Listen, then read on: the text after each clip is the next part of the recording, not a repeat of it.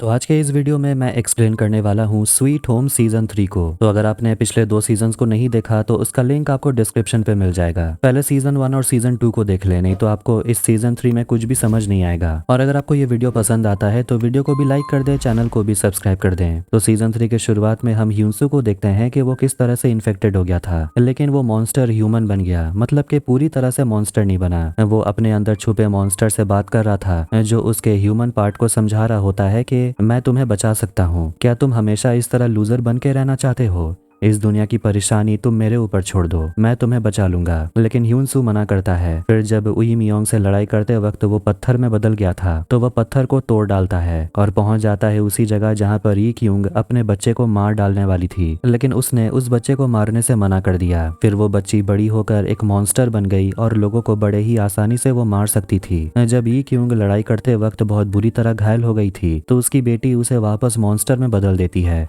ताकि उसकी माँ जिंदा रह पाए। लेकिन ये क्यूंग ह्यूनसू से लड़ने के लिए चली जाती है क्योंकि उसके ऊपर मॉन्स्टर हावी हो गया था और मजबूरन ह्यूनसू को ये क्यूंग को मारना पड़ता है, जिससे कि वो अंदर से बिल्कुल टूट गया था और यूनवू उसे संभालने लगती है। लेकिन एक दिन उसका सामना भी ह्यूनसू के अंदर के मॉन्स्टर से होता है। यूनवू जानती है कि ह्यूनसू कहीं ना कहीं अंदर दबा हुआ है, मगर मॉन्स्टर ह्यूनसू कहता है कि मैं भी तो ह्यूनसू ही हूँ और तुम्हें वो कमजोर लड़का चाहिए क्या? यूनवू हाँ कहती है और वो उसके करीब जाता है और उसकी आंखें पूरी तरह से नीली हो गई थी। लेकिन यूनवू उसे अपने सर से मारती है और तब ह्यूनसू अपने ह्यूमन फॉर्म में लौट आता है। उसके बाद बैमसॉम के लैब में हम देखते हैं जहां सान वुक मतलब कि उई मियोंग डॉक्टर लिम से मिलने के लिए आता है और वो डॉक्टर से कहने लगता है कि वो उसे पहचानता है और इस जगह से काफी सारी यादें जुड़ी हुई हैं। डॉक्टर उसे पूछता है क्या मैं तुम्हें पहचानता हूँ और तुम हो कौन? तब उई मियोंग उसे बताता है कि मैं तुम्हारा पहला टेस्ट सब्जेक्ट MH1 हूँ। डॉक्टर ये जानकर हैरान हो जाते हैं कि वो उसका दोस्त सांग वॉन कैसे हो सकता है। सांगवॉन कहता है ये सब तुमने ही तो किया। फिर हम देखते हैं कि जब डॉक्टर असली वाले सांगवॉन के ऊपर भयानक एक्सपेरिमेंट कर रहा था तो डॉक्टर उसे बता देता है कि ये क्यूंग मर गई है। ये सुनकर वो काफी गुस्सा हो गया था क्योंकि वो उसकी मंगेतर है। डॉक्टर ने उसके ऊपर बहुत टॉर्चर किया, इतना टॉर्चर किया कि आखिर में उसके अंदर का मॉन्स्टर सान वुक के अंदर चला गया। लेकिन वो डॉक्टर से कहता है कि इसके लिए मैं तुम्हारा शुक्रगुजार हूँ। डॉक्टर उसे पूछता है तो फिर तुम यहाँ क्यों आए हो जहाँ तुम्हें इतना दर्द सहने को मिला? फिर वहाँ पर ची सियोंग आता है जो मॉन्स्टर ह्यूमन 3 है, जिसके ऊपर भी डॉक्टर ने एक्सपेरिमेंट किया था। वो डॉक्टर से कहता है कि तुमने जो हमारे साथ किया वो हम तुम्हारे दोस्तों के साथ करेंगे। वहाँ पर उनके टीम मेंबर्स भी होते हैं, एक लड़की जा योंग और एक लड़का जिसका नाम होता है जे जिन। फिर उसके बाद वहाँ पर सार्जेंट किम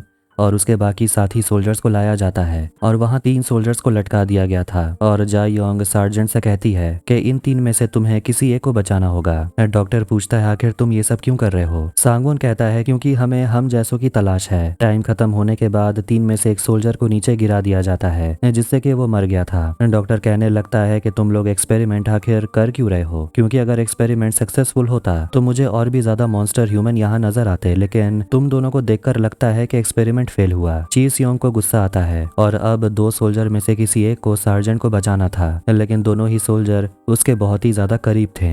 इसलिए सार्जेंट एक सोल्जर के रस्सी पर गोली मारता है और उसके गिरने से पहले ही उसे पकड़ लेता है, जिससे कि उसकी जान बच जाती है और कहता है कि मैं किसी को मरने नहीं दूंगा। लेकिन उसके आसपास बहुत सारे मॉन्स्टर्स भरे पड़े थे और वो उन पर गोली चलाने लगता है और ये देखकर सांगवॉन अपने लोगों से कहता है इन सारे सोल्जर्स को मार डालो। जा योंग उन लोगों को मारना चाहती थी, दूसरी तरफ सार्जेंट और सोल्जर खुद को बचाने के लिए मॉन्स्टर से लड़ रहे होते हैं। ह्यूनसू ई क्यूंग को बचाना चाहता था, उसे वापस लाना चाहता था क्योंकि वो उसे खो नहीं सकता।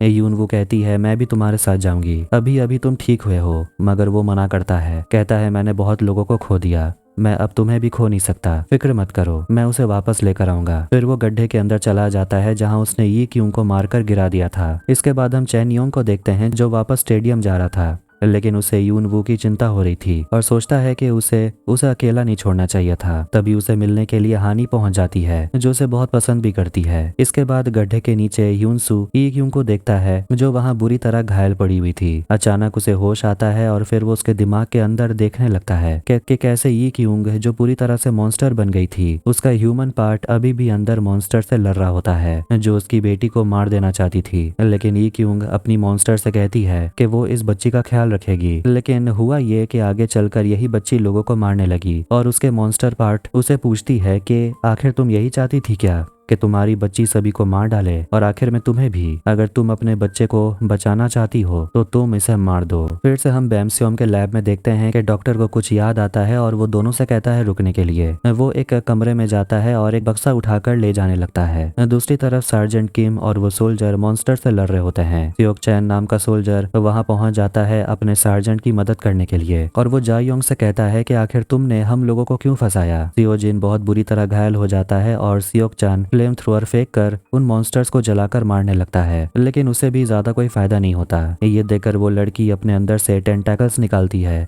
और मॉन्स्टर्स को मारने लगती है और सोल्जर्स को बचा लेती है। डॉक्टर ये सब कुछ देखकर हैरान हो गया था। वो सभी लोग लैब से निकलने वाले होते हैं और सांग वॉन डॉक्टर से कहता है कि अब हमें स्टेडियम जाना होगा जहां हमें एक नई शुरुआत करनी होगी। इसके बाद हम स्टेडियम में सर्वाइवर्स को देखते हैं जो सभी लोग थोड़ा घबराए हुए थे क्योंकि सियोंग वान मिसिंग था। अब वो लोग सोच रहे होते हैं क्या वो मॉन्स्टर बन गया होगा। इसके बाद हम चीफ जी की बेटी ई सियूल को देखते हैं जिसे उसकी माँ चीफ अपने ऑफिस में ले जाती है और एक सोल्जर ये सब कुछ देख लेता है और सार्जेंट ठाक को रेडियो करके बताता है कि चीफ अपनी बेटी को ले जा रही है अपने ऑफिस में। वो चीफ का पीछा करता है। ई सियूल अपनी माँ से कहने लगती है कि क्या आप अभी भी मुझसे गुस्सा हो, लेकिन मैंने तो वही किया जो आपने कहा था। फिर हम देखते हैं कि चीफ अपनी बेटी से मदद मांगी थी और वो अपनी माँ के कहने पर ही उसने बिजली गुल की थी, लेकिन जब सार्जेंट ई सियूल को पकड़ते हैं तो चीफ अपनी बेटी को बचाने की कोशिश भी नहीं करती। उसकी माँ उसे कहती है कि तुम्हारे वजह से वो लोग मुझ पर शक कर रहे हैं, तुम यहाँ से भाग जाओ, इससे ज्यादा मैं तुम्हारे लिए कुछ नहीं कर सकती, या तुम सार्जेंट के पास चली जाओ। ये सियूल चीफ से कहने लगती है कि मॉम मेरे साथ ऐसा मत करो,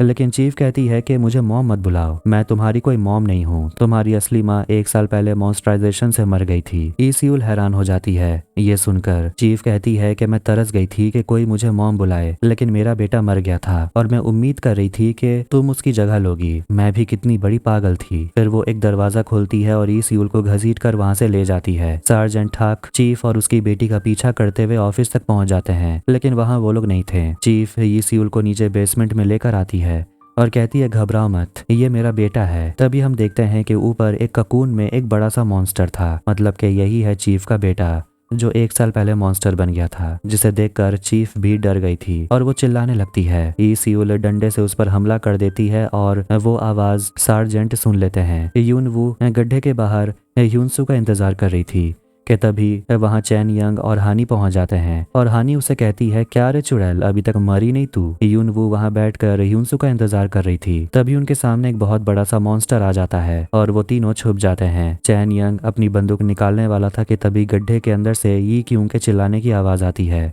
और आवाज सुनकर वो मॉन्स्टर गड्ढे के नीचे कूद जाता है। यूनसू अभी भी यी क्यों के दिमाग के अंदर ही था, इसलिए उन दोनों को बचाने के लिए चैन यंग और यून वू रस्सी के सहारे नीचे आते हैं और मॉन्स्टर पे हमला करते हैं। यूनसू ई क्यों के दिमाग के अंदर देखता है कि वो डर कर भाग रही होती है और वो उसे कहता है वापस होश में आओ। दूसरी तरफ चैन यंग यून वू से कहता है कि इस मॉन्स्टर को हम लोग ज्यादा देर तक नहीं रोक सकते। वो यून वू के हाथ में रस्सी बांध देता है और हानी उसे ऊपर खींच लेती है। अब चैन यंग अकेले उस मॉन्स्टर से लड़ने का फैसला करता है। वो मॉन्स्टर पे हमला करता है और यूनसू से चिल्लाकर कहता है तुम अपने होश में आओ। ई क्यूंग अपनी बेटी को देखती है जो अपनी माँ को अपने पास बुला रही थी, लेकिन यूनसू ई क्यूंग से कहता है कि तुम्हारी असली बेटी तुम्हारा इंतजार कर रही है, यहाँ से बाहर निकलने का समय आ गया है। आखिरकार ई क्यूंग को होश आ जाता है और यून वू और हानी को गड्ढे के अंदर से भयानक आवाज आते हुए सुनाई देती है, लेकिन ये तो बस यूनसू, चैन यंग और ई क्यूंग होते हैं जो अब बाहर आ गए हैं और ई क्यूंग वापस अपने ह्यूमन फॉर्म में आ जाती है।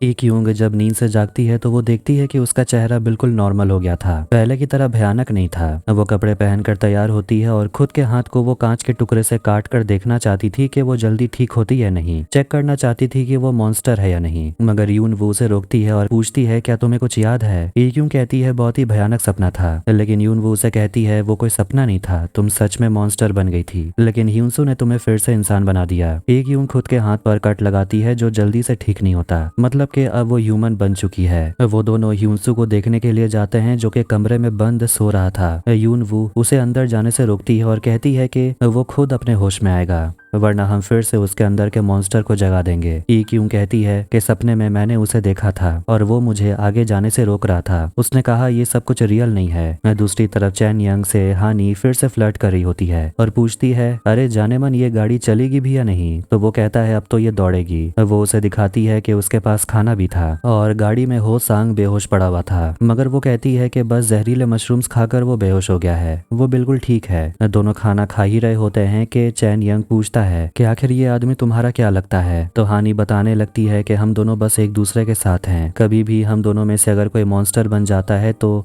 दूसरा उसे मार डालेगा। तभी हम एक फ्लैशबैक देखते हैं कि हानी के मम्मी पापा मॉन्स्टर बन गए थे और तब हो सांग ने आकर उन दोनों को गोली मार दिया और हानी को बचाया। ये देखकर वो रोने लगती है क्योंकि वो थे तो उसके मम्मी पापा ही। फिर वो बाहर आकर उसे कहती है कि जब तुम मॉन्स्टर बनोगे ना तब मैं तुम्हें भी मार दूंगी। वो कहता है ठीक है मार देना। वो उसे खाने के लिए खाना देता है लेकिन वो तो बस गुस्से में उसे घूर रही थी। आखिर में हो सांग को होश आ जाता है और वो बहुत गुस्से में था क्योंकि हानी ने उसे जहरीले मशरूम्स खिलाए। वो हानी से कहता है अपने अंदर की इच्छाओं को खुद पर हावी मत होने देना वरना तुम भी एक दिन मॉन्स्टर बन जाओगी। हानी होसांग को गाड़ी के अंदर ही लॉक कर देती है और उसे कहती है कि जो मॉन्स्टर बनते हैं वो इंसान भी बन सकते हैं और आपके वजह से हम लोगों ने पता नहीं कितने इंसानों को मारा है जो मॉन्स्टर थे और वो इंसान बन भी सकते थे। वो होसांग को बताती है कि तुम जिसे मारना चाहते थे उसी ने एक औरत की जान बचाई, तुम्हें सोचना चाहिए तुमने कितनी गलतियां की हैं। बाहर आकर वो थोड़ी इमोशनल हो गई थी और चैन यंग उसे संभालता है और हानी कहती है कि होसांग थोड़े जिद्दी हैं लेकिन वो दिल के बुरे नहीं हैं। ई क्यूंग तैयार होकर कहीं जा रही थी और यून वू उसे कहती है कि ह्यूनसू को पहले होश में आने दो, उसके बाद जहाँ जाना है चले जाना। मगर ई क्यूंग कहती है कि उसकी बेटी सभी को मॉन्स्टर बना देगी,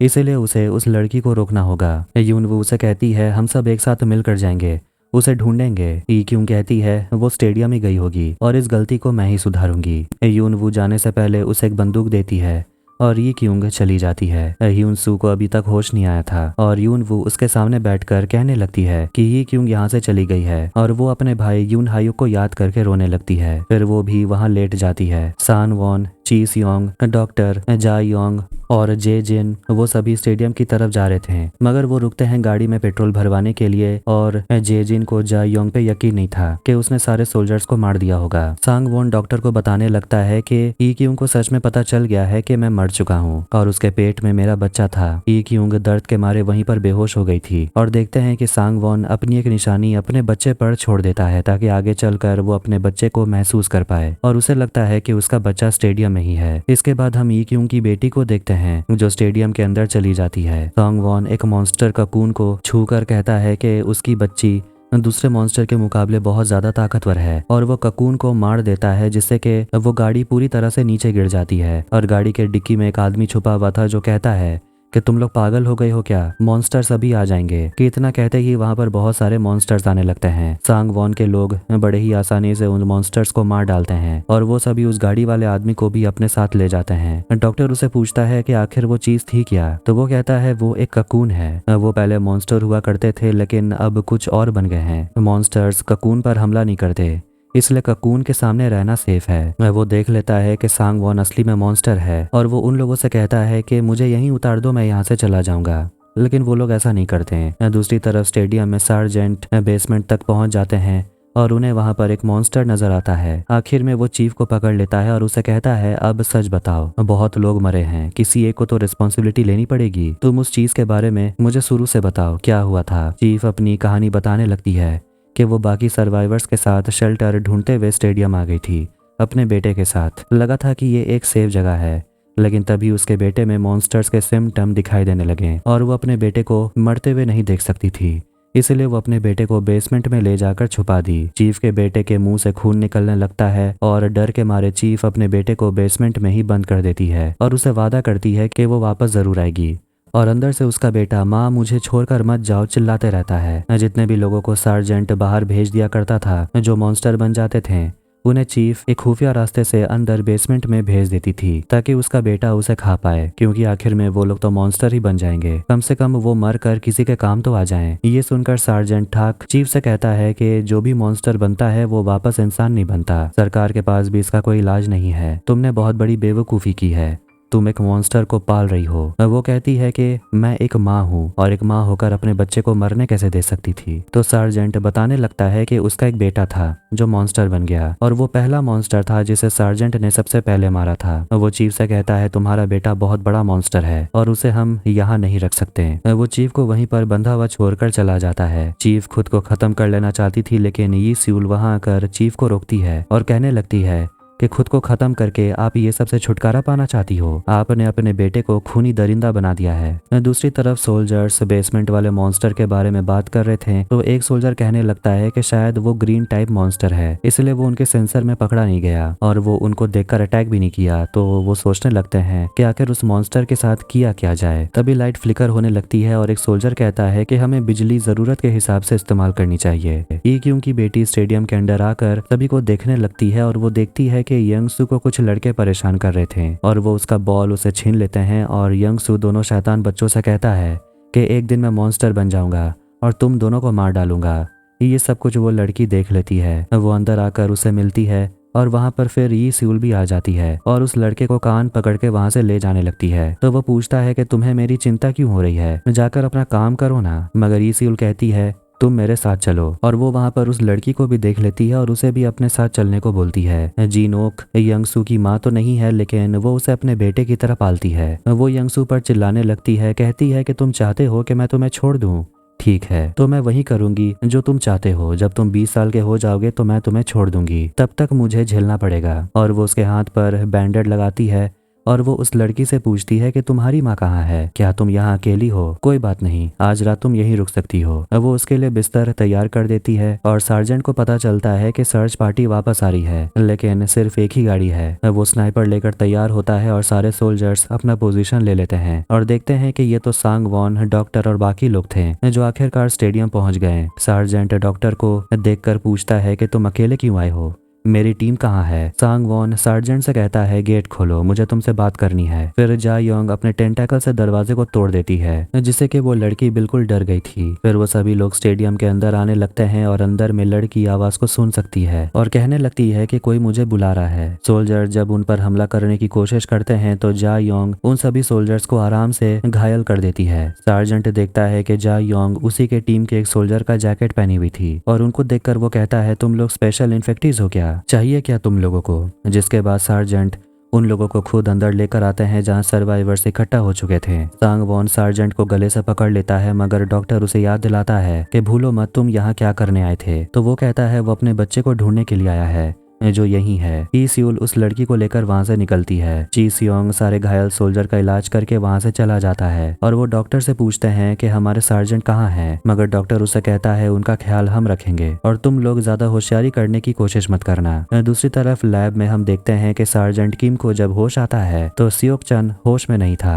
12 घंटे पहले हम देखते हैं कि सार्जेंट किम का बहुत ब्लड लॉस हो गया था, इसीलिए सियोक चन डॉक्टर से रिक्वेस्ट करता है सार्जेंट की जान बचा लेने के लिए। डॉक्टर कहता है कि मैं दोनों को नहीं बचा सकता। सियोक चान अपना घाव दिखाकर डॉक्टर से कहता है कि मैं जिंदा नहीं बचूंगा, इसीलिए सार्जेंट की जान बचा लीजिए। इसीलिए डॉक्टर ने सियोक चान के ब्लड की मदद से सार्जेंट की जान बचा ली। ची सियोंग स्टेडियम के नियम में कुछ बदलाव करता है और ये सब अनाउंसमेंट चीफ भी सुन रही थी और वो कहता है कि अब सोल्जर को यहाँ आम लोगों की तरह रहना पड़ेगा और जिन लोगों में सिम्टम्स नजर आ रहे हैं उनके लिए अच्छी खबर है, उनके ऊपर कोई भी कड़ी नियम लागू नहीं होगी और जहाँ चाहे वो लोग जा सकते हैं बिना किसी रोक टोक के। मॉन्स्टराइजेशन कोई श्राप नहीं है बल्कि नई दुनिया की तरफ हमारा पहला कदम है। डॉक्टर सार्जेंट हाक से बात करने के लिए आते हैं और पूछते हैं कि तुम्हारे पास कितना दिन बचा है। सार्जेंट कहता है 5 दिन। वो डॉक्टर से पूछता है क्या ये वही लोग हैं जिनके ऊपर तुमने एक्सपेरिमेंट किया था? डॉक्टर हाँ कहता है कि मैंने ही इन लोगों को बनाया है। सार्जेंट गुस्सा होता है और तब वो याद करता है कि डॉक्टर ने उसे वादा किया है कि वो इस बीमारी से उसे छुटकारा तो नहीं दिला सकता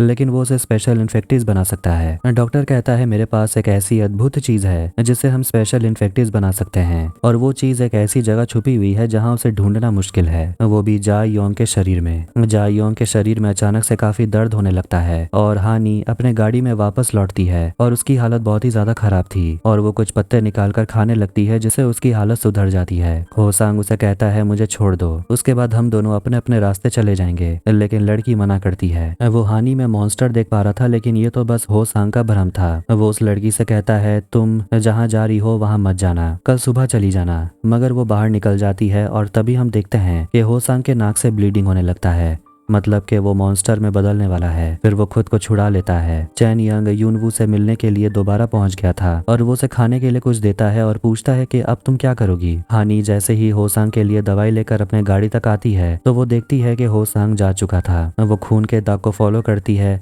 और देखकर डर जाती है कि होसांग मॉन्स्टर बन गया था। वो भागते हुए ह्यूनसू के पास जाती है और उसे मदद मांगने के लिए उठाने लगती है ताकि ईक्यूं की तरह वो होसांग को भी वापस से इंसान बना दे, लेकिन यूनवू उसे कहती है बाहर निकलने के लिए। हानी उसे कहने लगती है उसे उठाओ और उसे कहो कि एक मॉन्स्टर को इंसान बनाना है जैसे उसने पिछले बार किया था। फिर वो बाहर चली जाती है होसांग को देखने के लिए और यूनवू ह्यूनसू को होश में लाने की कोशिश करती है। वो मशाल जलाती है और उसे उठाने की कोशिश करती है। दूसरी तरफ हानी होसांग से कहने लगती है थोड़ी देर खुद को कंट्रोल कर लो, मगर वो कहता है मुझे मार दो। और वो जैसे उसे मारने के लिए बंदूक उठाती है तो उसे गोली चलाने की हिम्मत नहीं होती। होसांग खुद के गाड़ी को दूसरे गाड़ी की तरफ भगाता है और ठोक देता है, जिससे कि उसके गाड़ी में आग लग जाती है और जोरदार ब्लास्ट होता है और उसी बम धमाके में होसांग मारा जाता है। लेकिन इस धमाके के वजह से एक मॉन्स्टर वहां पर आ गया था। चैन यंग मॉन्स्टर के हमले से हानि को बचाने की कोशिश करता है और आखिरकार ह्यूनसू होश में आ जाता है। चैन यंग मॉन्स्टर को मारने के लिए ग्रेनेड निकालता है, लेकिन ह्यूनसू अपने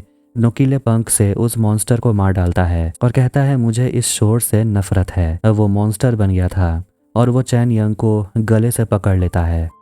ह्यूनसू चैन यंग को मार देने वाला था, लेकिन यूनवू भागते हुए अंदर जाती है और एक एनेस्थीसिया का इंजेक्शन लेकर ह्यूनसू के अंदर इंजेक्ट कर देती है, जिससे कि वो उसका गला दबाना तो छोड़ देता है और वो वहीं बेहोश हो जाता है। सार्जेंट किम जो लैब में फंसा हुआ था वो आगे बढ़ता है और उसे कमरे से आवाज सुनाई देने लगती है। जब वो अंदर जाता है तो खून से दीवार पर लिखा हुआ था मॉन्स्टराइजेशन अंत नहीं है, इसे एक्सेप्ट करो और तभी तुम आगे की सच्चाई देख पाओगे। उसे वहां पर बहुत बुरी हालत में यून हायो को मिलता है जो कि यूनवू का भाई है और वो सार्जेंट से कहता है मुझे मार दो, मुझे आज़ाद कर दो, लेकिन सार्जेंट ऐसा नहीं करता। वो यून हायो को लेकर बाहर आता है और अपने गाड़ी से वहां से निकलता है। दूसरी तरफ सार्जेंट ठाक चीफ के हाथ को खोल देता है और वो पूछती है कि ये अनाउंसमेंट किसने किया था, तो वो बताता है कि बाहर से 4 लोग आए हैं और वो स्पेशल इन्फेक्टीज हैं। वो चीफ से पूछता है कि जब तुम 1 साल पहले यहाँ पर आई थी अपने बेटे को लेकर, तुम्हें पता था कि तुम और तुम्हारा मॉन्स्टर पकड़ा जाएगा, फिर भी तुमने इतना बड़ा रिस्क क्यों लिया। वो कहती है मुझे नहीं पता, बस इतना पता है कि अगर मैं उन लोगों की मदद नहीं करती तो शायद ये सर्वाइवर्स बाहर जाकर मर चुके होते। सार्जेंट उसकी मदद करना चाहते हैं और कहते हैं कि तुम मुझे वो खुफिया रास्ता बताओ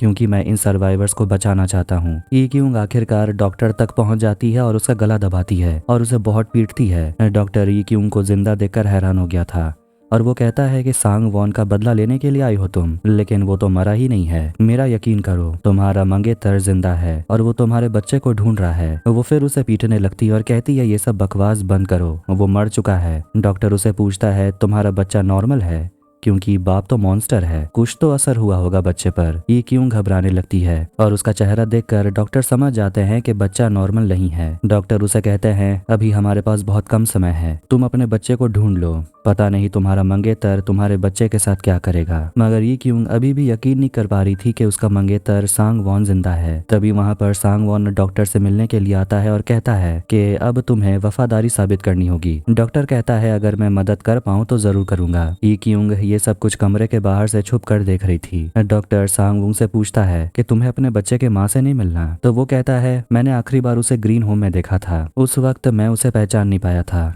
मगर कुछ तो कनेक्शन था। डॉक्टर बात छुपाने के लिए कहने लगते हैं कि अगर तुम्हारी पत्नी ने बच्चे को जन्म दिया है और तो वो अभी 1 साल का होगा और इतना छोटा बच्चा हमारे यहाँ तो है नहीं। मगर सान वॉन को पहले से ही पता था कि वो कोई आम प्रेगनेंसी नहीं था और वो बच्चा कोई आम बच्चा तो नहीं है और वो डॉक्टर से कहता है कि मुझे इस बॉडी से निकालने का तरीका ढूंढो। दूसरी तरफ स्टेडियम में सर्वाइवर्स देख रहे होते हैं कि एक तरफ सभी बच्चों को खड़ा किया जाता है और यंग सू उस लड़की से पूछता है कि तुम्हारा नाम क्या है। वो कहती है ये नाम क्या होता है। लड़का पूछता है तुम्हारी मॉम तुम्हें क्या बुलाती है। वो कहती है मेरी माँ मुझे कुछ नहीं बुलाती। लड़का कहता है कोई बात नहीं, हम तुम्हें किसी नए नाम से बुलाएंगे, जिस पर वो लड़की खुश हो जाती है। डॉक्टर ई क्यूंग से पूछता है कि अपने मंगेतर को जिंदा देखकर खुशी हुई कि नहीं। वो पूछती है कि वो अपने बॉडी को छोड़ने के बारे में बात कर रहा था। आखिर क्या चल रहा है ये सब? डॉक्टर बताता है कि वो किसी भी बॉडी में ट्रांसफर हो सकता है और वो एक ऐसी बॉडी चाहता है जो और भी ज्यादा परफेक्ट हो। अफसोस वो बॉडी तुम्हारे बच्चे की है। वो पूछती है स्पेशल इन्फेक्टिस को कैसे मारते हैं? डॉक्टर कहते हैं एक रास्ता है, लेकिन आसान नहीं है, तुम उसे मार नहीं पाओगी। वो कोई इंसान नहीं है, वो मर नहीं सकता।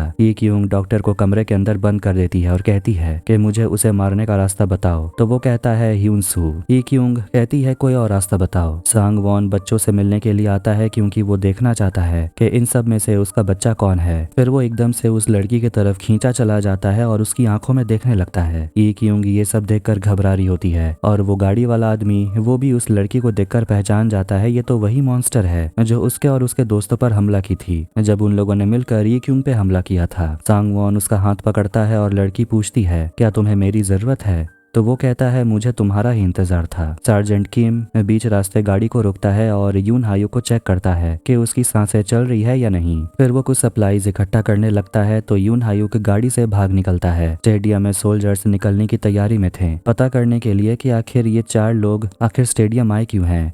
और उसी वक्त सार्जेंट किम कांटेक्ट करने की कोशिश करता है मगर सोल्जर्स तो भाग निकले थे। वो यून हायू को एक चर्च की तरफ जाते हुए देखता है और देखता है कि एक मॉन्स्टर भी उसके पीछे पीछे जा रहा था। यून हायू कभी भी जिंदा नहीं रहना चाहता और उसके गले पर एक काला जैसा निशान था और पूछता है क्या ये तुम पर स्पेशल इन्फेक्टिस ने किया है? आखिर तुम्हें उन लोगों ने जिंदा क्यों रखा? यून हायू सार्जेंट से कहता है अगर जानना चाहते हो तो यहीं रुको और तभी वो अपना गला खुद काट लेता है। फिर वहां मॉन्स्टर्स पहुंच जाते हैं और सार्जेंट उन पर गोली चलाता है और वो देखता है कि यून हायुक खुद को ककून में ढक लेता है और वो मॉन्स्टर उस पर अटैक नहीं करता। चैन यंग देखता है कि ह्यूनसू को बेहोश करने के लिए यूनवू के पास बहुत सारे एनेस्थेसिया के इंजेक्शंस होते हैं लेकिन वो उसे कहता है कि आखिर ये सबसे कब तक हमें फायदा मिलेगा? हमें उसे उस रात जगाना नहीं चाहिए था। तुमने देखा उसने कल रात मुझे मारने की कोशिश की। अब ह्यूनसू वो नहीं है जिसने ये क्यों की जान बचाई। हो सकता है उसके अंदर अभी भी इंसानियत बाकी है लेकिन हम इसकी कोई मदद नहीं कर सकते। यूनवू उसकी बात नहीं मानती और कहती है अगर हम सब जिंदा है तो ह्यूनसू के वजह से ही हैं। हानी होसांग के जले हुए डेड बॉडी को देखती है और उसके पास बैठ जाती है और उनसे माफी मांगती है क्योंकि वो अपने किए हुए वादे को पूरा नहीं कर पाई और वो वादा ये था कि जब उन दोनों में से कोई भी मॉन्स्टर बन जाएगा तो दूसरा उसे गोली मार देगा।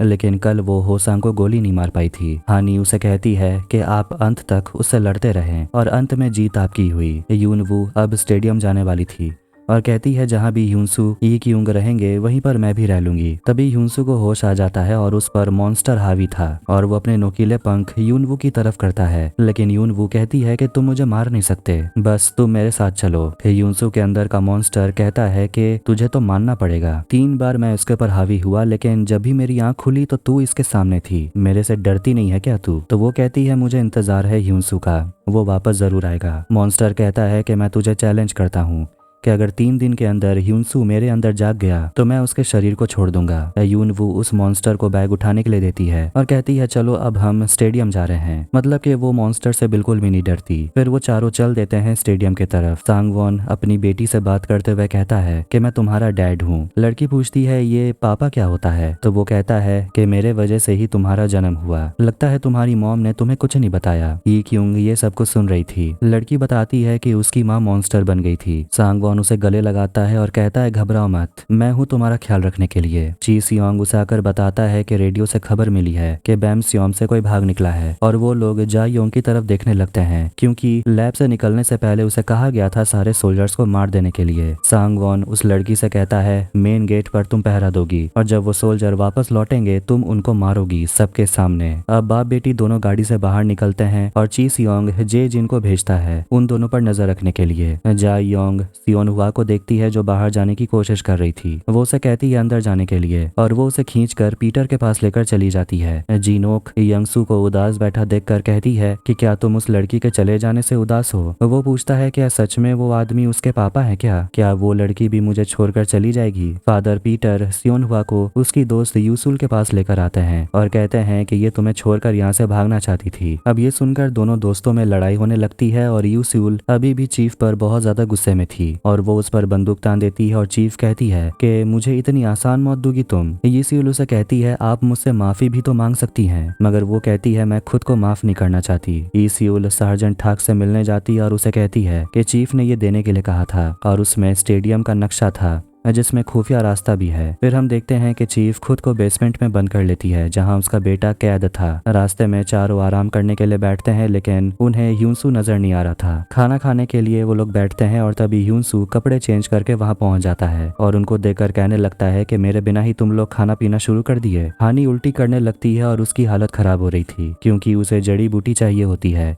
इसीलिए यून वू जंगल चली जाती है और चैन यंग यूनसू से बात करता है। पूछता है क्या तुमने सार्जेंट किम को मारा था? तो वो कहता है यूनसू इंसान को नहीं मारता, तुम्हें तो पता ही होगा। लेकिन तभी उसे याद आता है कि किम तो उस मॉन्स्टर का नाम था जिसे असली में यूनसू नहीं मारा था। वो चैन यंग से पूछता है क्या तुम यूनवू को पसंद करते हो? यूनसू तो करता है, इसीलिए वो उसके सामने अपनी फीलिंग्स को दबा के रखता है। हानी वहाँ पर पहुंच जाती है और उसकी हालत खराब थी और वो लड़की अपने पापा से पूछती है कि क्या अगर मैं कुछ कर दूं तो आप मुझसे गुस्सा तो नहीं होंगे? सांगवॉन कहता है बिल्कुल भी नहीं। लड़की कहती है फिर अच्छा है क्योंकि मेरी माँ तो बहुत डर जाती थी। फिर वो लोग एक जगह पहुंचते हैं और वहाँ सांगवॉन अपनी बेटी से कहता है कि तुम किसी को भी मॉन्स्टर बना सकती हो, बना करके दिखाओ और उसके बाद मैं तुम्हें गिफ्ट दूंगा। जिसके बाद लड़की जमीन पर हाथ रखती है और कहती है अब उठने का समय आ गया है। और ये सुनते ही जमीन वाइब्रेट करने लगता है और यूनसू यूनवू को ढूंढ रहा था कि तभी सभी को एक आवाज सुनाई देती है और वो लड़की एक बहुत ही बड़े माउंटेन मॉन्स्टर को जगा देती है जिसे देखकर सांगवॉन बहुत ज्यादा खुश हो गया था।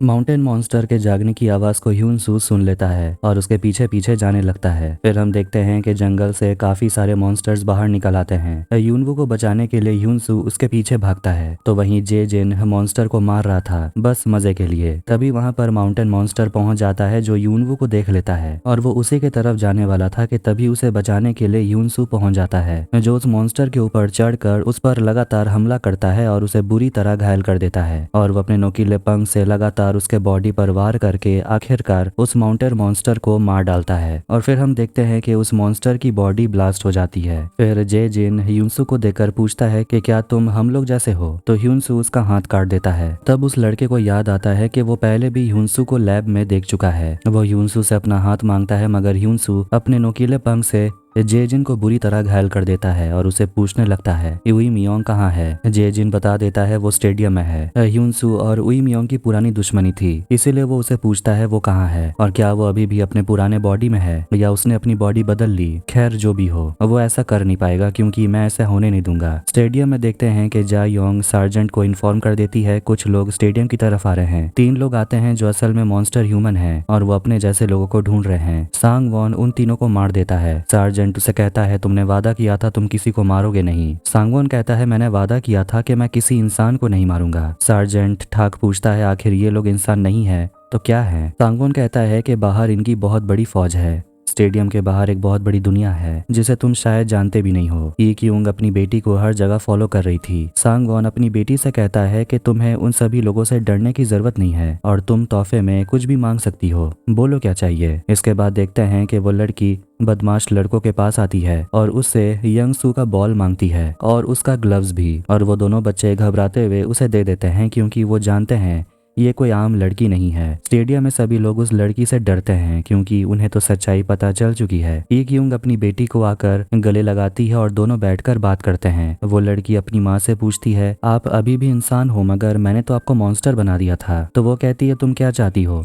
मैं मॉन्स्टर बन जाऊं? लेकिन क्यों? तो वो लड़की कहती है ताकि मैं आपसे नफरत करती रहूं। वो लड़की कहती है क्योंकि आप मेरे साथ अनकंफर्टेबल फील करती हो, आप मुझसे डरती हो, इसीलिए मैं आपसे नफरत करना चाहती हूँ। मुझे लगा था कि अगर आप मॉन्स्टर बन जाओगी तब आप मुझे समझोगी। ई क्यूंग अपनी बेटी को गले लगाती है और कहती है मैं तुम्हारी माँ हूँ और मैं चाहकर भी तुमसे नफरत नहीं करूंगी। मैं बस इस बात को एक्सेप्ट नहीं कर पा रही थी कि तुम दूसरी बच्चों से अलग हो। और वो अपनी बेटी से माफी मांगती है और कहती है क्या हम दोनों एक नई शुरुआत कर सकते हैं? लड़की भी इमोशनल हो गई थी और कहती है मैं श्योर नहीं हूँ। ई क्यूंग उसे कहती है तुम वही करो जो तुम्हारा दिल कहता है। अगर तुम्हें मुझसे मिलना है तो यहीं आकर मिलना, मैं तुम्हारा इंतजार करूंगी। जा योंग सारे मरे हुए मॉन्स्टर्स के डेड बॉडी को बाहर के शेड में बंद कर देती है और वहां पर सार्जेंट ठाक आ चुका था। ई सियोंग उनके यूनिफॉर्म को देखकर पूछता है कि ये यूनिफॉर्म तो पहचाना सा लगता है, क्या ये 4 लोग लैब से आए थे? किसने भेजा होगा इन्हें? और वो सार्जेंट से कहता है कि तुम भी ये यूनिफॉर्म उतार कर फेंक दो क्योंकि अब इस यूनिफॉर्म की यहाँ कोई जगह नहीं है, बस सिर्फ सिर झुकाकर लोगों के साथ रहो। सार्जेंट उनकी बातें नहीं मानता और वो अपने सोल्जर से कहता है कि तुम अंदर जाओ। जा यंग गुस्से में अपने टेंटेकल से सार्जेंट पर हमला करती है लेकिन सार्जेंट अपने हाथ से उसे पकड़ लेता है और उसका हाथ कट गया था, लेकिन घाव जल्दी से भर जाता है जिससे वो लोग शॉक हो गए थे। सोल्जर अंदर जाकर अपने साथियों को बता देता है कि सार्जेंट के अंदर भी मॉन्स्टर के सिम्टम्स दिख रहे हैं। सार्जेंट डॉक्टर को बंद कमरे से बाहर निकालता है और वो डॉक्टर से कह देता है कि मैंने उन लोगों को बता दिया कि मेरे अंदर सिम्टम्स हैं और वो जानना चाहता है कि आगे उसके साथ क्या होगा। डॉक्टर उसे बताते हैं कि पूरी तरह मॉन्स्टर बनने से पहले तुम्हें पहले एक नियो ह्यूमन से लड़ना होगा। इसके बाद डॉक्टर उसे एक ककून का टुकड़ा दिखाते हैं। इसके बाद हम सार्जेंट किम को देखते हैं जिसकी आंख लग गई थी और फिर वो जागता है और उसके हाथ में बंदूक था। वो अभी भी चर्च में होता है और यून हायुक ककून से बाहर आ गया था और वो बिल्कुल फर्स्ट क्लास दिख रहा था और वो सार्जेंट से थैंक यू कहता है और कहता है कि अगर तुमने मेरी जान नहीं बचाई होती तो शायद मैं आज जिंदा नहीं होता। सार्जेंट उसे पूछता है पर मेरी आंखों के सामने तुम मर गए थे। यून हायुक उसे कहता है तुम्हारे बहुत सारे सवाल होंगे जिनका जवाब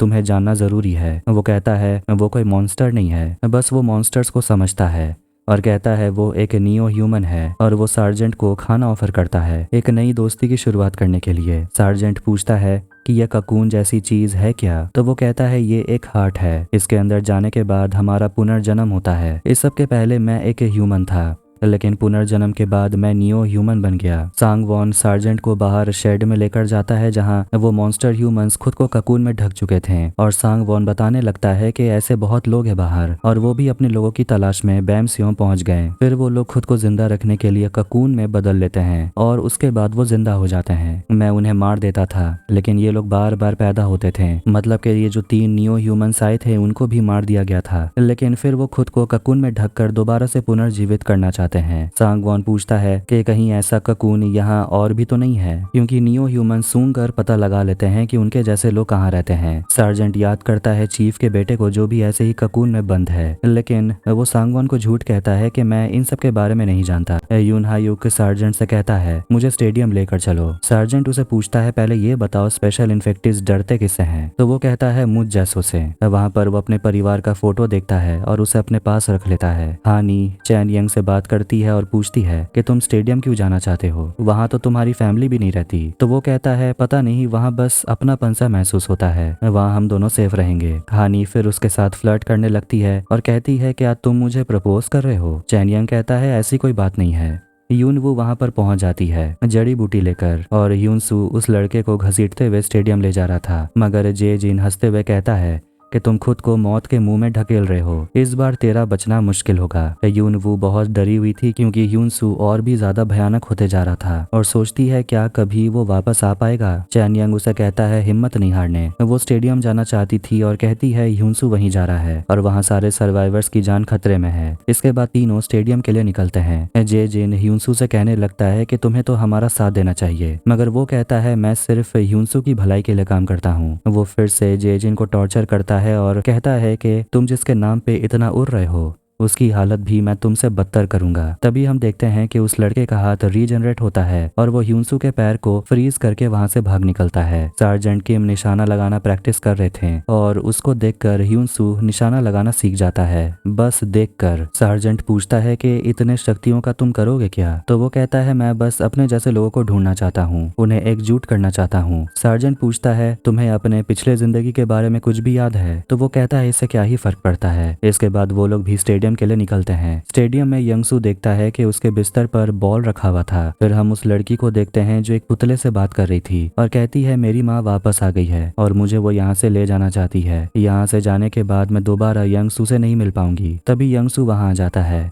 और पूछता है तुम कब जाने वाली हो, वो भी मुझसे बिना मिले, कुछ भी हो जाए तुम यहाँ से चली जाओ। वो उसे पूछता है क्या ये बॉल तुमने रखा था मेरे लिए। उस बॉल के अंदर एक हेयर पिन होता है जो उसकी बड़ी बहन का था जो मॉन्स्टर अटैक में मारी गई, और वो हेयर पिन वो उस लड़की को देता है और उम्मीद करता है कि वो दोनों दोबारा मिलेंगे। फिर वो लड़की बाहर आकर अपनी माँ से मिलती है और वो दोनों टनल के रास्ते बाहर जा रहे होते हैं कि तभी वो लड़की रुक जाती है और ये क्यूंग से पूछती है क्या मेरा कोई नाम है। तो वो अपने बेटे को गले लगाती है और कहती है कि तुम्हारा एक नाम है। जैसी वो नाम बताने वाली होती है वहाँ पर सांग वॉन पहुँच जाता है और ये क्यूंग उस पर बंदूक तान देती है, मगर वो उसे कहता है कि मेरे चेहरे पर मत जाओ, मैं तुम्हारा मंगेतर ही हूँ, मेरी बॉडी की हालत तो तुमने देखी थी। मगर ये क्यूंग कहती है सांग वॉन मर चुका है। सांग वॉन कहता है मेरी बॉडी मरी थी, मेरी रूह अभी तक जिंदा है और मैं तुम्हें ढूंढने के लिए ग्रीन होम गया था, मैंने तुम्हें बहुत मिस किया। फिर दोनों गले लगते हैं और ई क्यूंग के हाथ से बंदूक नीचे गिर जाती है। ई क्यूंग अपने पति के साथ बिताए वक्त को याद करती है, लेकिन तभी वो उसके आंख पर वार कर देती है और दोनों में लड़ाई होने लगती है और वो लड़की से कहती है यहाँ से भाग जाओ, और वो लड़की भाग निकलती है। सांग वॉन लड़की के पीछे जाने लगता है, लेकिन ई क्यूंग उसे गोली मारकर वहीं गिरा देती है, लेकिन वो फिर से जिंदा हो जाता है और ई क्यूंग का राइट हाथ काट देता है। फिर अपनी बेटी को वो पैर से पकड़ लेता है और ई क्यूंग से कहता है कि इतना कीमती तोहफा देने के लिए थैंक यू। सांग वॉन अपना बॉडी ट्रांसफर करने वाला था। ई क्यूंग उसे भीख मांगती है, कहती है कि तुम मेरे बॉडी का इस्तेमाल करो, मेरे अंदर आ जाओ, मगर वो कहता है कि तुम्हारी बॉडी अब मेरे कोई काम की नहीं है। ई क्यूंग फिर उसकी आंख पर गोली मारती है और अपनी को ही स्यू कहकर पुकारती है और कहती है तुम्हें यहाँ से जाना होगा। अपना नाम सुनकर वो लड़की और भी ज्यादा इमोशनल हो गई थी।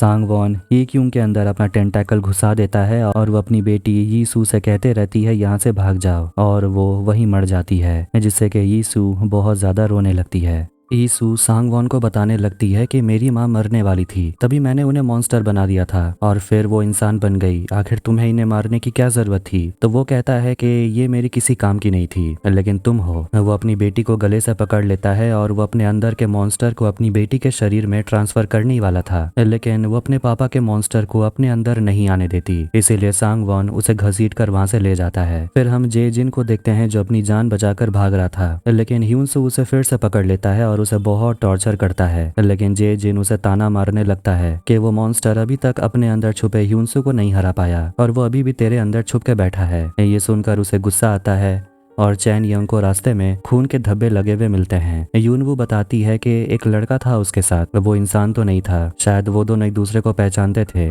लेकिन ह्यूनसू और वो लड़का दोस्त तो नहीं थे, शायद ह्यूनसू उसे घसीट के ले गया होगा। चैनियंग को लगता है कि ह्यूनसू सिर्फ यूनवू को कुछ नहीं करता, लेकिन आखिर उसे समझ नहीं आ रहा था कि वो स्टेडियम क्यों जा रहा है। हानी नीचे कान लगाकर सुनने लगती है और दोनों से कहती है गाड़ी आ रही है, और सच में उनके सामने गाड़ी आ जाती है जिसमें सार्जेंट किम और यून हायुक होते हैं और वो लोग भी स्टेडियम जा रहे थे, और यूनवू अपने भाई को देखते ही रह जाती है जिसे वो कितने समय से ढूंढ रही थी, और वो रोने लगती है उसे जिंदा देखकर। आखिर में सार्जेंट को रास्ते में ह्यूनसू दिखता है और वो गुस्से में अपने गाड़ी को तेजी से भगाता है और उन दोनों को ठोक देता है। सार्जेंट उस लड़के को बहुत पीटता है क्योंकि लैब में इस लड़के ने उसके ऊपर बहुत टॉर्चर किया। यून हायुक ह्यूनसू से मिलता है जो बस में गिर गया था और उसका नुकीला पंख खिड़की पर अटक गया था। यून हायुक उसे फिर से ऑर्डर देने लगता है बिल्कुल पहले की तरह और कहता है तैयार हो जाओ, चीजें फिर से टफ होने वाली है, लेकिन ऐसा कब तक रहेगा ये नहीं पता, तुमने मुझे मिस तो किया ही होगा।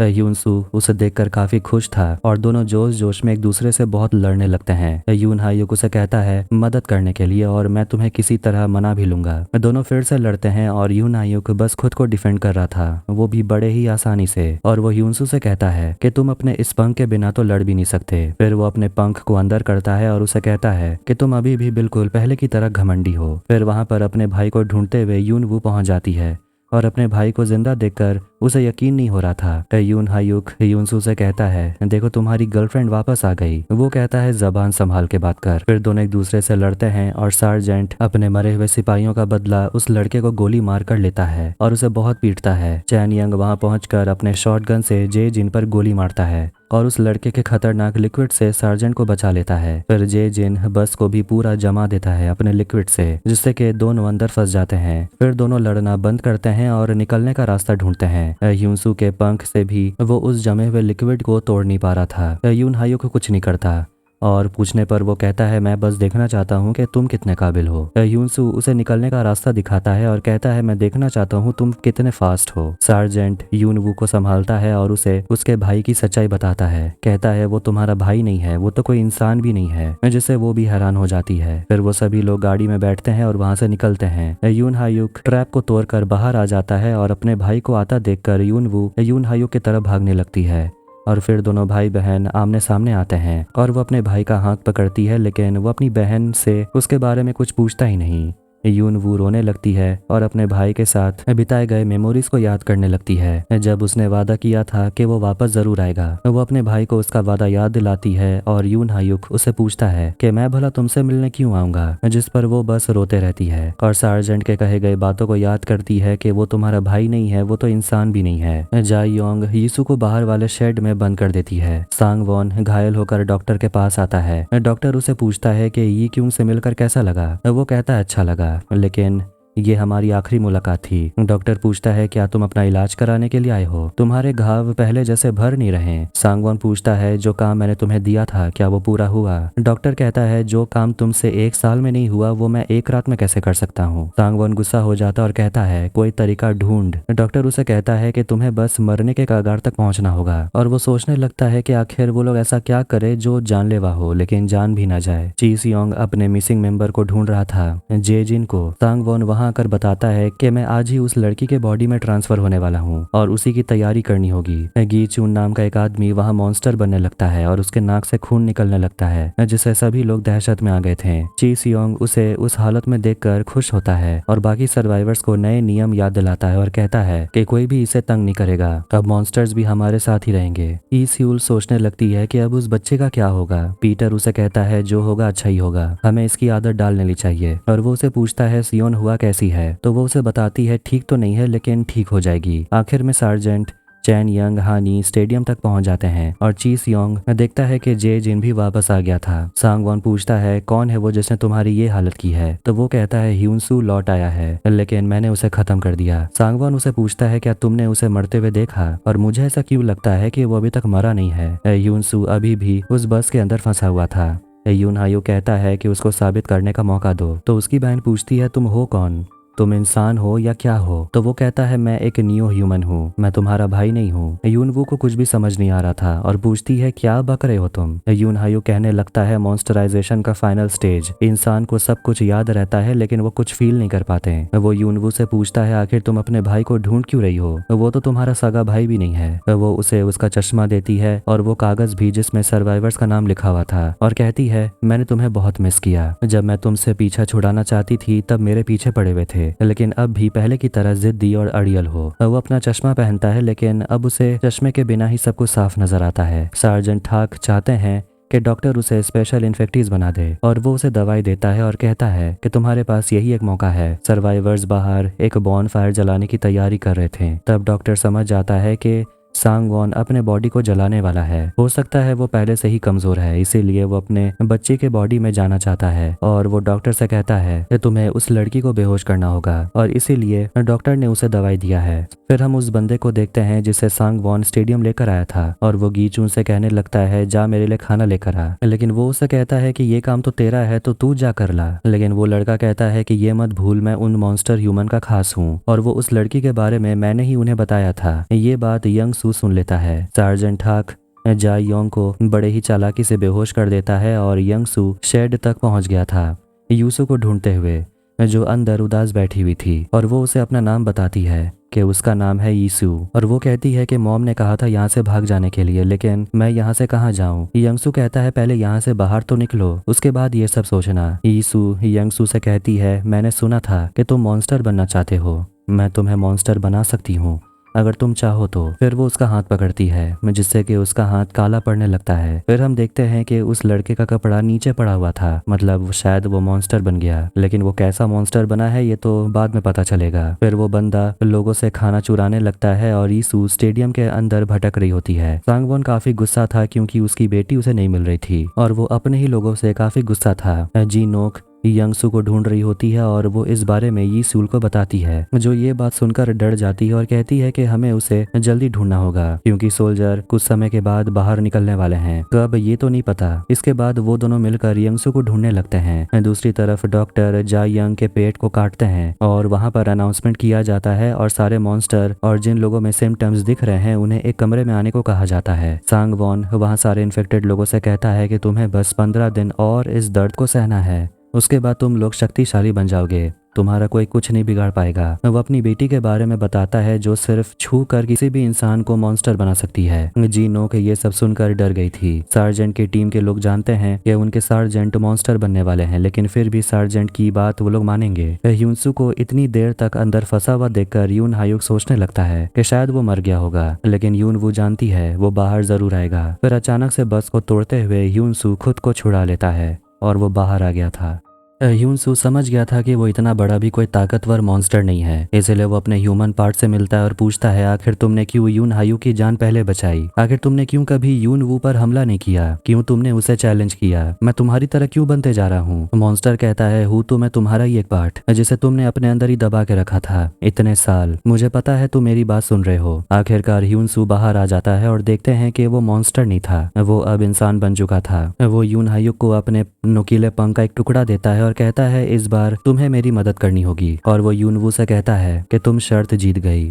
और वो देखता है कि वो सच में इंसान था, मॉन्स्टर नहीं। फिर वो सभी स्टेडियम जाने के लिए निकलते हैं और फिर रास्ते में यूनवू अपने भाई से बचपन के बारे में बातें करने लगती है और वो अपने भाई से कहती है कि जब तुम्हें सब कुछ याद है तो तुम्हें उसे जुड़े हुए इमोशंस भी याद आने लगेंगे। फिर वो लोग आगे बढ़ने लगते हैं। स्टेडियम में सारे सोल्जर्स तैयार हो रहे होते हैं और सार्जेंट का ऑर्डर मानते हैं और उन्हें सारे सर्वाइवर्स को जमा करके सिग्नल का इंतजार करना है और आज रात वो सभी सर्वाइवर्स को लेकर स्टेडियम से निकल जाएंगे। इस बारे में वो सारे सर्वाइवर्स को बताने लगते हैं एक कागज में लिखकर। एक सोल्जर जीना को ये बात बताने के लिए आता है लेकिन वो नहीं जाने वाली थी और कहती है यंग सॉक मेरे लिए बाहर गया था, वो भी एक सोल्जर था उन्हीं के प्लेटून से, लेकिन जीना को एक बीमारी है इसलिए वो अपने बॉयफ्रेंड को भेजी थी दवाई लाने के लिए, लेकिन वो जिंदा नहीं आया इसीलिए वो यहीं पर मरना चाहती है। लेकिन वो सोल्जर उसे वहां से ले जाता है। चिओल जोंग जिन गुक नाम के आदमी से मिलता है और उसे कहता है कि हम दोनों मिलकर उस लड़की को ढूंढ सकते हैं, मतलब यीशु को, और मॉन्स्टर का साथ देंगे और बदले में हम लोग यहाँ से निकल पाएंगे। सान वोंग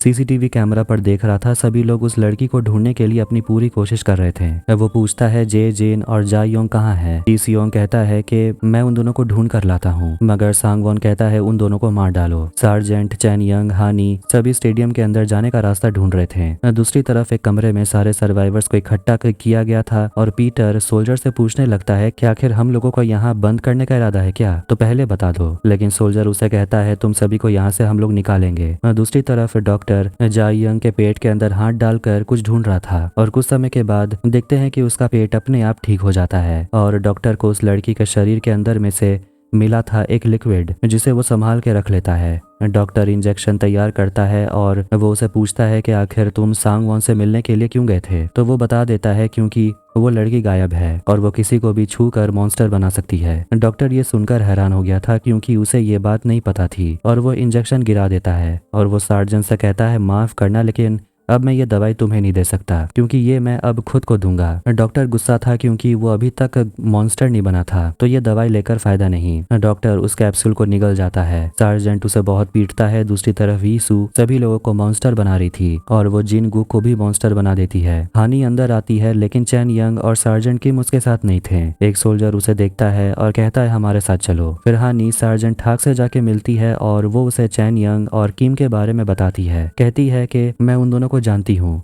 इसके बाद सार्जेंट अपने ऑफिस में आता है और वो सांगवॉन वहां पर बैठा हुआ था और हानी उनको बाहर से ही सुन रही थी। सार्जेंट उसे पूछता है तुम्हारे चमचे तुम्हारे खून से ही बने हैं और इसीलिए वो तुम्हारे इतने वफादार हैं। ये सुनकर सांगवॉन हैरान था और सीसीटीवी में देखते हैं कि चैन यंग और किम छुप छुप कर अंदर जा रहे थे, लेकिन सांगवॉन का ध्यान फिलहाल सीसीटीवी पर नहीं था। सार्जेंट ठाक उसका ध्यान भटका के रखता है और उसे कहता है कि तुम्हारे खून की एक शीशी बची हुई है जिसे डॉक्टर ने निगल गया है। आखिर में सार्जेंट ठाक सार्जेंट किम से मिलते हैं और दोनों एक दूसरे को देखकर काफी इमोशनल हो गए थे। किम अपने मरे हुए सोल्जर का टैग निकालकर सार्जेंट को देता है जो अब इस दुनिया में नहीं रहे, सब मर गए। सार्जेंट ठाक माफी मांगते हैं, कहते हैं कि मैंने तुम्हें पहले नहीं बताया था, लेकिन तुम्हारे जाने से पहले ही मेरे अंदर सिम्टम्स दिखने लगे थे और मैं इस जगह को टूटने नहीं दे सकता था, इसलिए मैंने ये सारी बात तुम लोगों को नहीं बताई। फिर वो उम्मीद करता है कि वो ऐसा मॉन्स्टर बनेगा जो लोगों की जान बचाए। दूसरी तरफ वो तीनों भी स्टेडियम के बाहर ही थे, लेकिन तभी अचानक यूनवू को उसके भाई की आवाज सुनाई देने लगती है और वो पीछे ही रुक जाती है। यूनसू उसे देखकर पूछता है आखिर तुम रुक क्यों गई, तो वो अपने भाई को थैंक यू कहती है और यूनसू से कहती है यहाँ सीधे चलते जाओ, स्टेडियम ज्यादा दूर नहीं है और मैं यहाँ कुछ देर आराम करना चाहती हूँ। वो उसे कहती है अगर मैं मॉन्स्टर बन गई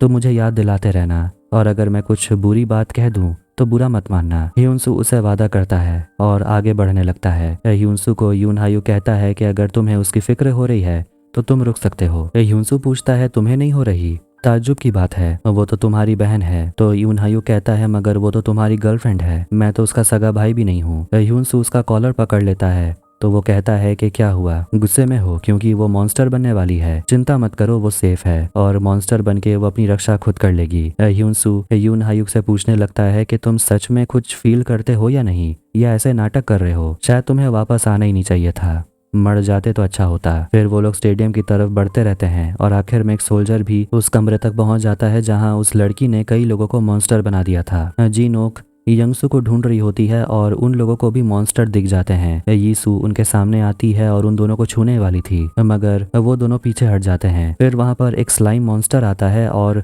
वो उस लड़की को रोकता है आगे जाने से, और देखते हैं कि ये स्लाइम मॉन्स्टर असली में यंगसू है, जिसे देखकर वो दोनों भी हैरान हो गए थे। जीनो की ये देखकर रोने लगती है। आखिर में वहां पर चोल जोंग पहुंच जाता है जो उस लड़की को ढूंढ रहा था और वो काफी खुश था, लेकिन सांग वॉन वहां पहुंचकर उस लड़के को मार डालता है। जीनोक यंगसू और ईसू को बचाने के लिए सामने खड़ी हो जाती है और वो सांग वॉन को देखकर कहने लगती है कि तुम मुझे पहचाने नहीं, तुमने ही तो मेरी बेटी को वापस अंदर लेकर आए थे, और ये सीन हमने सीजन 1 में देखा था। लेकिन सांग वॉन जीनोक को मार डालता है और अपनी बेटी से कहता है कि यही होगा तुम्हारा हाल क्योंकि तुमने भागने की कोशिश की। वो चिल्लाने लगती है और जिन लोगों को उसने मॉन्स्टर बनाया था अपनी फौज खड़ी की है।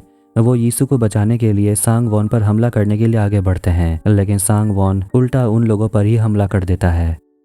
ची सियोंग जेजिन से आकर कहता है कि तुम यहाँ से चले जाओ क्योंकि मुझे तुम्हें मारने का ऑर्डर दिया गया है, पर मैं तुम्हें मारना नहीं चाहता। ये सुनकर उसका दिल टूट गया था और कहने लगता है कि मैंने बॉस के लिए क्या कुछ नहीं किया, जो उन्होंने कहा सब कुछ, हम लोग तो एक टीम की तरह हैं। ची सियोंग उसे धमकाता है कि तुम यहाँ से अगर नहीं गए तो मैं जरूर तुम्हें मार डालूंगा। जेजिन उससे कहता है देखना वो एक दिन आपको भी मार देगा। वो अंदर से बिल्कुल टूट चुका था क्योंकि उसकी टीम ने उसे नकार दिया था। वो जानबूझकर स्टेडियम के सर्किट बोर्ड से छेड़छाड़ करता है जिससे कि बिजली चली जाती है और इस सिचुएशन का सार्जेंट फायदा उठाना चाहता है। और तभी वो सोल्जर वहां आकर सार्जेंट को बताता है कि हमें तुरंत यहाँ से निकलना होगा, बहुत सारे लोग मॉन्स्टर बन गए हैं। सार्जेंट उन्हें नक्शा देता है और कहता है तुम सारे सर्वाइवर्स को लेकर यहाँ से निकलो। नक्शे में रास्ते को फॉलो करते हुए वो लोग आगे बढ़ रहे होते हैं। दूसरी तरफ से बाहर में डॉक्टर को होश आता है और वो सोच रहा होता है कि आखिर वो यहाँ कैसे आ गया। उसके सामने यीशु को बुलाया जाता है और वहाँ पर बॉन फायर जल रहा था। डॉक्टर उस लड़की को देखकर काफी खुश था और कहता है वैसे तुम्हारा और तुम्हारे डैड का चेहरा तो नहीं मिलता। सांगवॉन डॉक्टर से कहता है कि मैं अब इस शरीर में नहीं रह सकता और शरीर से निकलना है तो मुझे दर्द तो सहना होगा, इसीलिए उसने आग को जलाया है। लेकिन वो कहता है पहले मैं तरीका तुम पर टेस्ट करना चाहता हूँ, और वो डॉक्टर को आगे कर देता है, मतलब उसे आग की तरफ जाने बोलता है। डॉक्टर मरना नहीं चाहता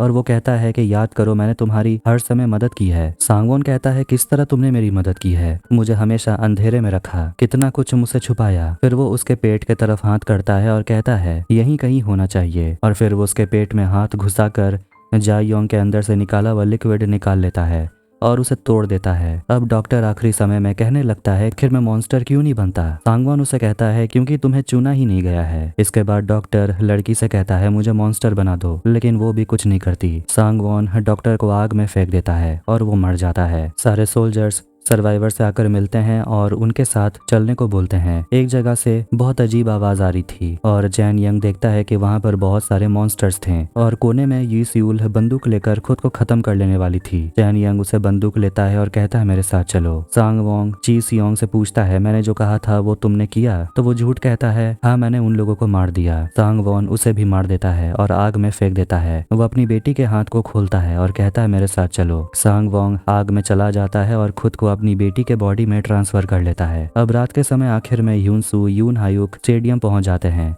और स्टेडियम पूरी तरह से खाली था क्योंकि सारे सर्वाइवर्स बाहर निकलने के लिए चले गए थे। हर जगह खून था और यून हायु कहता है ये खून स्पेशल इन्फेक्टिस का है। वो लोग स्टेडियम में हैं। यी सियूल चैन यंग दोनों पीछे रह गए थे और वो चैन यंग से कहने लगती है मुझसे माफी मांगो, तो मुझसे बिना पूछे चले गए थे उस चुड़ैल के लिए। तभी उनके सामने जा योंग आती है जो बुरी तरह घायल हो गई थी। दूसरी तरफ वो वही कमरे में आते हैं जहां सभी लोग मॉन्स्टर बन चुके थे, लेकिन वो एसिम्प्टोमेटिक हैं क्योंकि उन्हें जबरदस्ती मॉन्स्टर बनाया गया था। यून हायुक सर्वाइवर्स को ढूंढने के लिए कहता है और दोनों को अलग अलग जाना होगा ताकि उन्हें सर्वाइवर्स जल्दी मिल जाएं।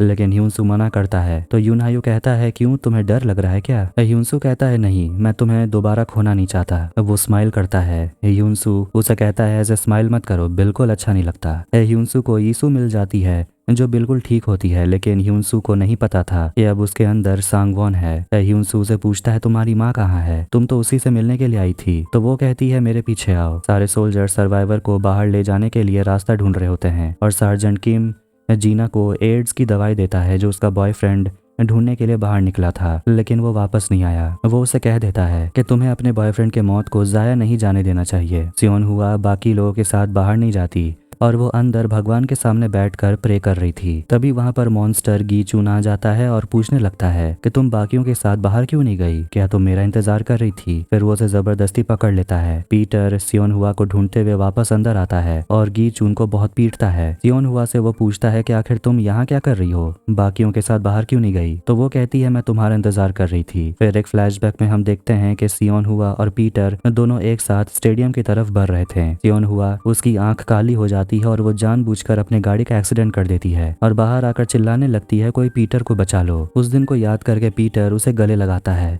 और कहता है हम दोनों को यहाँ से निकलना होगा। जैसे ही सोल्जर निकलने वाले होते हैं तभी सार्जेंट ठाक मॉन्स्टर बनने लगता है। तब एक सोल्जर बाहर से अंदर आता है और कहता है बाहर जाने का रास्ता मिल गया। तभी सार्जेंट के नाक से खून बहने लगता है और वो भागते हुए अंदर जाता है। सार्जेंट किम उसे संभालता है और कहता है आपको कुछ नहीं होने दूंगा। तभी सार्जेंट ठाक हानि के पीछे जेजिन को देखने लगता है और कहता है कि मैं उन लोगों को जाने नहीं दूंगा। और वो एक बॉम्ब निकाल लेता है और किम एक दूसरे कमरे में उसे ढकेल देता है और बॉम्ब ब्लास्ट हो जाता है। यून हायू को ढूंढ रहा था कि सर्वाइवर्स कहाँ गए होंगे, लेकिन कुछ मॉन्स्टर्स उस पर हमला कर देते हैं और वो मॉन्स्टर्स यून हायू के सामने टिक भी नहीं पाते। तभी उसके सामने स्लाइम मॉन्स्टर आता है जो कि और नहीं बल्कि यंग सू है और वो इशारा करके कहता है उसके पीछे आने। सार्जेंट किम देखता है कि सार्जेंट ठाक एक फ्रॉस्ट मॉन्स्टर बन गए थे और फिर हम एक पुराने सीन को देखते हैं जहाँ ठाक किम से पूछता है कि तुम्हें क्या लगता है मैं कैसा मॉन्स्टर बनूंगा? तो किम कहता है कि एक सोल्जर हर हालत में एक सोल्जर ही रहता है, आप लोगों को प्रोटेक्ट करेंगे, मुझे पूरा यकीन है। ईसू ह्यूनसू को बॉनफायर के पास लेकर आती है और वो उसे पूछता है कि अंदर जो मॉन्स्टर घूम रहे हैं उनको किसने मॉन्स्टर बनाया?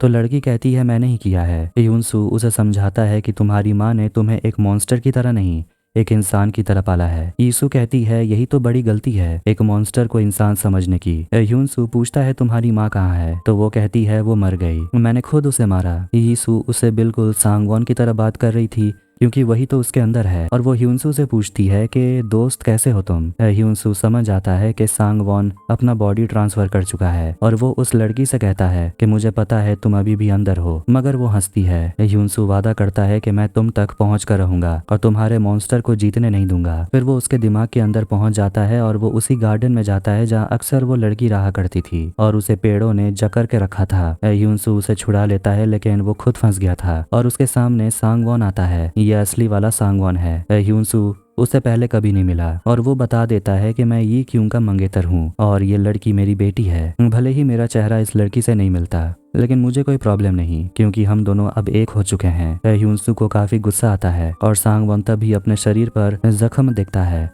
और देखते हैं कि यून हायुक उस लड़की पर हमला कर देता है और लेकिन ह्यूनसू उसे रोकता है और कहता है कि मैं इसे अभी नहीं मारूंगा, न तुम्हें मारने दूंगा। यून हायुक उसे कहता है तो फिर ठीक है, आगे जो कुछ भी होगा उसकी जिम्मेदारी तुम्हारी। यीशु को अभी भी कुछ नहीं हुआ था। ह्यूनसू कहता है मैं इसके अंदर के शैतान को निकाल के रहूंगा, मगर लड़की कहती है ट्राई करके देख लो क्योंकि अब मेरी शक्ति दुगनी हो चुकी है। अब आखिरकार सारे एसिम्प्टोमेटिक स्टेडियम से बाहर आ जाते हैं और ह्यूनसू और यून हायो को घेर लेते हैं और वो लड़की कहती है अब दिखाओ तुम में कितना दम है। अब इसके बाद दोनों मिलकर सारे इन्फेक्टेड लोगों से लड़ने लगते हैं और वो लड़की उन्हें बस खड़े होकर देख रही थी। यून हायो को काफी गुस्सा आ रहा था और वो उसे मारना चाहता था लेकिन ह्यूनसू उसे रोकता है और कहता है मुझे और थोड़ा सा समय दे। इसके बाद वहाँ पर एक उड़ने वाला मॉन्स्टर आता है और ह्यूनसू को पकड़ लेता है। यून हायो गुस्से में ह्यूनसू का दिया हुआ पंख का टुकड़ा यीशु की तरफ फेंकता है और वो खुद को आराम से बचा लेने वाली थी कि तभी उसके अंदर का ह्यूमन पार्ट आवाज देता है पीछे हट जाओ, जिससे वो डिस्ट्रैक्ट हो जाती है और वो नुकीला पंख उसे लग जाता है जिससे वो बुरी तरह घायल हो गई थी। ह्यूनसू काफी इमोशनल हो गया था क्योंकि वो उस लड़की को बचा नहीं पाया, लेकिन वो लड़की जो अपने होश में आ चुकी थी वो कहती है इसमें तुम्हारी कोई गलती नहीं, मैं खुद को अपने पिता के साथ ही मार देना चाहती थी। यंगसू भी वहीं पर आ गया था और यीशु इसके लिए उसे माफी मांगती है। ह्यूनसू उसे कहता है कोई बात नहीं, मैं सबका ख्याल रखूंगा। कुछ समय के बाद यीशु दम तोड़ देती है और यून हायुक देखता है कि सारे एसिम्प्टोमेटिक लोग रुक गए थे क्योंकि अब उन्हें कंट्रोल करने वाला कोई नहीं था। उसने जो किया उसके बारे में वो बात करना चाहता था, लेकिन यूनसू उसे कहता है फिलहाल नहीं। दूसरी तरफ सारे सर्वाइवर्स फ्रॉस्ट मॉन्स्टर को बड़े ही गौर से देख रहे होते हैं। हानी उस बर्फ में अपना हाथ डालकर दूसरी तरफ चली जाती है और बाकियों से कहती है तुम लोगों को भी आना चाहिए, जिसके बाद सभी लोग एक एक कर अंदर जाने लगते हैं। जैसे ही जे जिन बाहर जाने की कोशिश करता है, फ्रॉस्ट मॉन्स्टर जो कि सार्जेंट ठाक हैं, वो जे जिन को रोक देता है क्योंकि वो एक मॉन्स्टर है और कहता है मॉन्स्टर बाहर नहीं जा सकते। किम उस लड़के को ऐसे ही खड़ा देखकर पूछता है कि तुम्हें क्या हो गया, जाओ आगे बढ़ो, लेकिन डर के मारे कि वो पकड़ा जाएगा जे जिन किम पर हमला करने लगता है। चैन यंग वहां पहुंचकर उस पर गोली चला देता है, मगर जा योंग कहती है इसे तो मैं मारूंगी। फिर वो बड़े ही आसानी से अपने टेंटेकल से उसे इधर से उधर पटकने लगती है, लेकिन जे जिन अपने शरीर से जमा देने वाला लिक्विड इधर उधर फेंकने लगता है। किम उसे जकड़ लेता है और बाकियों से कहता है तुम लोग यहाँ से निकलो। जा योंग बाहर निकलने के लिए रास्ता बनाती है क्योंकि नीचे खतरनाक लिक्विड गिरा हुआ था जो उन्हें जमा देगा। चैन यंग यीस्यूल किसी तरह टेंटैकल के सहारे रास्ता पार करते हैं और किम जेजिन के मुंह में बॉम्ब डाल देता है और ब्लास्ट कर जाता है। किम बर्फ के दूसरी तरफ कूदकर अपनी जान बचा लेता है। यून हायुक यूनसू का सामना इसके बाद ची सियोंग से होता है और हम देखते हैं कि उसके शरीर में सांग वॉन घुस गया था। यूनसू कहता है कि जब तक वो अपना बॉडी बदलेगा वो उसे मारते रहेगा, लेकिन यून हायुक कहता है कि कब तक तुम उसे मारते रहोगे, कितनों को मारोगे। यूनसू उसे पूछता है तुम्हारे पास कोई और रास्ता है क्या, तो वो कहता है हाँ, मैं उसे अपने अंदर ले लूंगा और आग में जाकर उसे तड़पा तड़पा के मारूंगा। यूनसू उसे कहता है तो क्या इस बार भी तुम खुद की ही बलि चढ़ा दोगे। यून हायुक कहता है मैं मर नहीं सकता, लेकिन यूनसू को उस पर भरोसा नहीं था। यून हायुक उसे समझाता है कि इसका अंत यही होना चाहिए। फिर वहाँ सांगवॉन आता है। यून हायुक कहता है कि इसे तुम्हारी कमजोरियां पता है, इसलिए इससे मैं लड़ूंगा। तभी अचानक देखते हैं कि सांगवॉन को कुछ होने लगता है। वो बॉडी असली में सांग वूक की है जो सीजन 1 में गुंडा बना था, और वो अपने बॉडी को टेक ओवर करने लगता है और खुद को बॉनफायर की तरफ ले जाने लगता है। सांग वॉन कहता है कि अगर मैं मरा तो तू भी मर जाएगा। यूनसू ये देखकर समझ गया था कि सान वुक अभी भी अंदर जिंदा है। फिर वो याद करने लगता है कि कैसे यूना को बचाते वक्त सांग वुक बुरी तरह घायल हो गया था उई मियोंग के गोली चलाने की वजह से। खैर अब आखिर में सांग वुक खुद के शरीर को आग के करीब ले जाता है और देखते हैं कि यीशु अचानक से होश में आ जाती है। ऐसा लग रहा था कि सांग वॉन मर चुका है। पीटर सियोनहुआ को लेकर बाइक से वहां से चला जाता है। दूसरी तरफ हम यूनवू को देखते हैं जो अपने पुराने अपार्टमेंट में आती है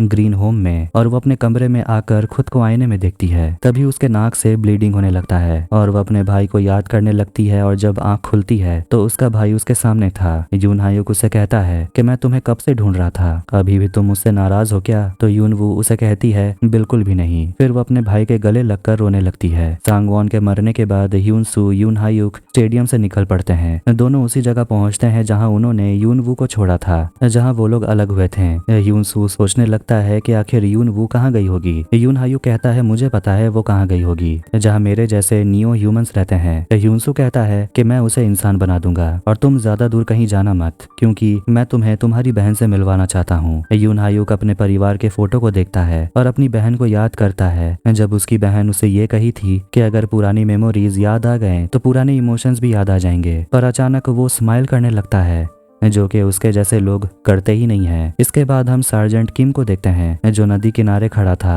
और उसके साथ जीना भी होती है जो दवाई लेने के बाद थोड़ी बेहतर महसूस कर रही थी। नदी के ही करीब एक खंडर बिल्डिंग में सारे सर्वाइवर शरण ले चुके थे। किम जीना को ही देखते रहता है जो खाना खाने के लिए बैठती है। तभी उसके सोल्जर्स आकर कहते हैं कि स्टेडियम से हमारी गाड़ी वापस आ गई है। वो लोग गाड़ी देखने के लिए जाते हैं जिसमें कुछ और सर्वाइवर्स थे जिन्हें यूनसू और चैनयंग लेकर आए थे। यीस्यूल और हानी बाहर आकर अपने बॉयफ्रेंड को देखने लगती हैं क्योंकि दोनों ही चैनयंग को पसंद करते हैं। लड़के की तो लॉटरी लग गई। यीस्यूल जल्दी से जाकर अपने जाने मन को गले लगा लेती है और हानी बस उन दोनों का मुंह देखते रह जाती है, उसे कुछ नहीं मिला। फिलहाल अभी अभी जो आए हैं वो पहले से ही रह रहे लोगों से मिलते हैं, कुछ तो अपने बिछड़े हुए परिवार से मिल रहे हैं और इसके लिए वो लोग सोल्जर और यूनसू को थैंक यू भी कहते हैं। किम पूछता है रहने के लिए कोई और जगह नहीं है क्या, तो चैनियंग कहता है आसपास तो नहीं है, शायद कहीं दूर जाकर ढूंढना होगा। हानी यूनवू के बारे में पूछती है कि उसे क्या हुआ, वो बेवकूफ कहाँ रह गई। यूनसू कहता है एक जगह है जहाँ वो गई होगी, और वो सार्जेंट से कहता है कि अगर हम सब एक और जगह ढूंढ रहे हैं तो उस जगह से अच्छा कोई और जगह नहीं हो सकता।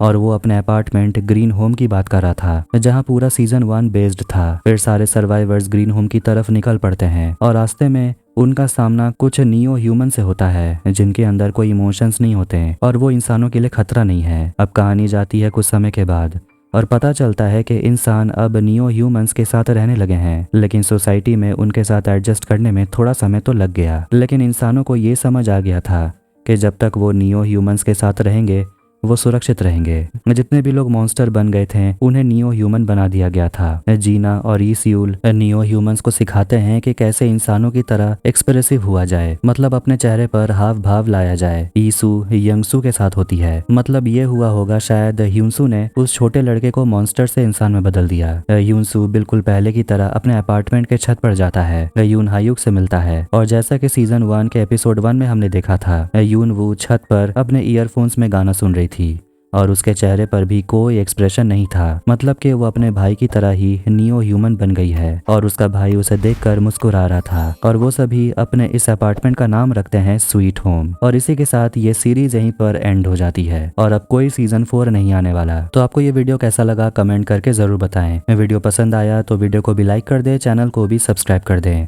मिलते हैं नेक्स्ट वीडियो में। Take care.